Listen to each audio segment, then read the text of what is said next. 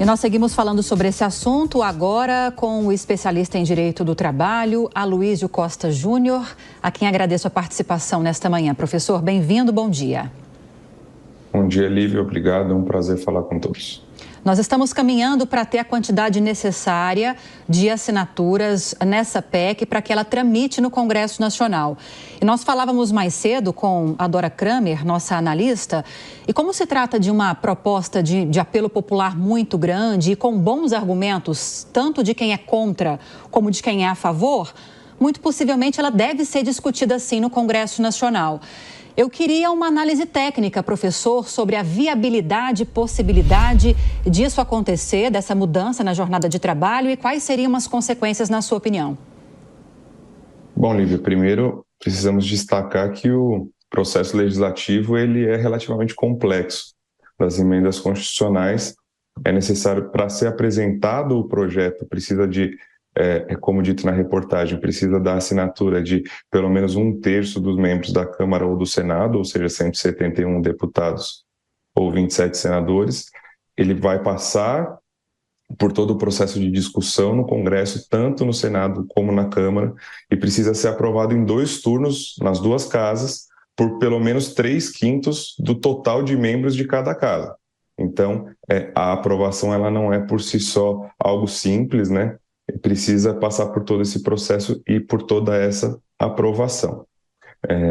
Mas, como dito, é importante a discussão do assunto, que é um assunto que repercute nas redes sociais, e se vier a ser aprovado, pelo menos na forma como está no projeto atual, tem um período aí de 360 dias para passar a ser implementado nos contratos e nas relações de trabalho. Portanto, ainda é um processo longo e demorado até que, de fato, tenhamos aí uma alteração.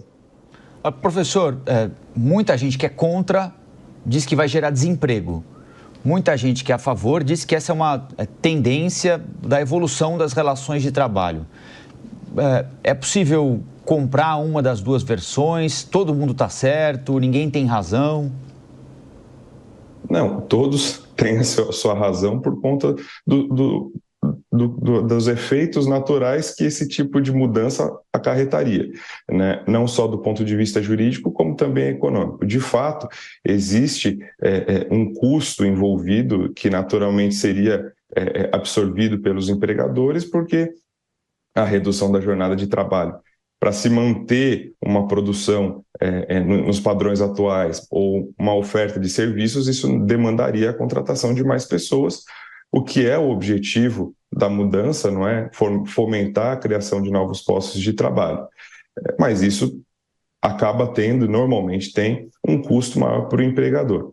Agora, existe, por outro lado, o risco do desemprego ou o risco da precarização das relações de trabalho, porque hoje em dia nós vemos crescentemente no país um aumento das relações de trabalho autônomas, da pejotização, como se diz, muitas vezes ela é válida e ela faz sentido, mas muitas vezes não.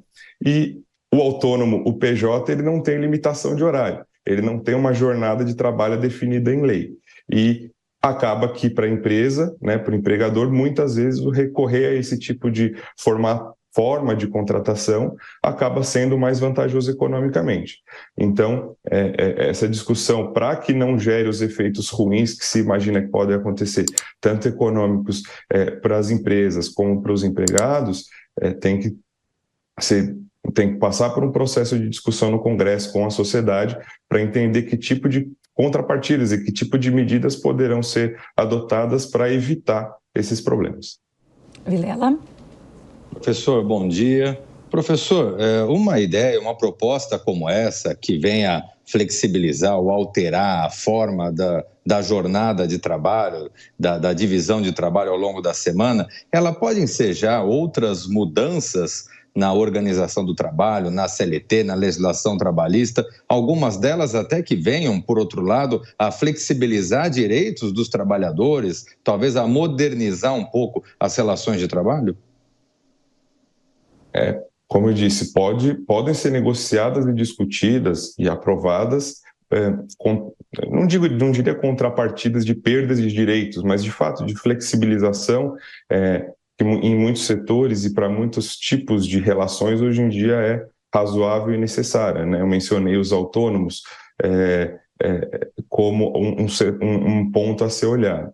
Então, naturalmente, isso vai imediatamente afetar a própria previsão da legislação quanto ao limite de jornada, mas, por exemplo, existem previsões quanto ao descanso semanal remunerado, que poderão ser alteradas, outras pausas no trabalho que talvez faria sentido, como com relação a férias, ou outros que dependeria também de discussão do Congresso, talvez não necessariamente no âmbito da emenda constitucional, mas a legislação trabalhista ela é um pacote, né? É importante que ela seja vista como um todo e, de fato, o Congresso pode discutir outras alterações aí, inclusive para, se for o caso, incluir essa possibilidade de redução de jornada semanal. Agora, professor, quando a gente fala de mercado de trabalho, a gente tem que olhar que são setores muito variados e variáveis, que mudam, né, com o passar do dia ou dos dias, e que é importante também que haja uma conversa entre esses empregados e esses empregadores para tentar trazer um equilíbrio entre o que a empresa pode fazer e atender também às demandas desses trabalhadores. E nesse sentido, o ministro do Trabalho disse ontem, o Ministério do Trabalho se posicionou ontem, dizendo que é preciso, sobre essa discussão, que haja conversas, acordos coletivos entre esses empregados e esses empregadores. Muito além de uma discussão política no Congresso Nacional, por causa dessas diferenças em setores de trabalho. É por aí o caminho? Diante dessas diferenças, antes de se falar em lei, é preciso tratar isso com os trabalhadores e empregadores? Não, sem dúvida, é uma medida importantíssima. A negociação sindical, ela há muitos anos, um dos principais meios de mudanças substanciais nas relações de trabalho e, como você disse, Lívia, focadas em cada setor, em cada empregador, em cada empresa. É importante também dizer isso. Hoje, a redução de jornada ela é permitida, ela é possível.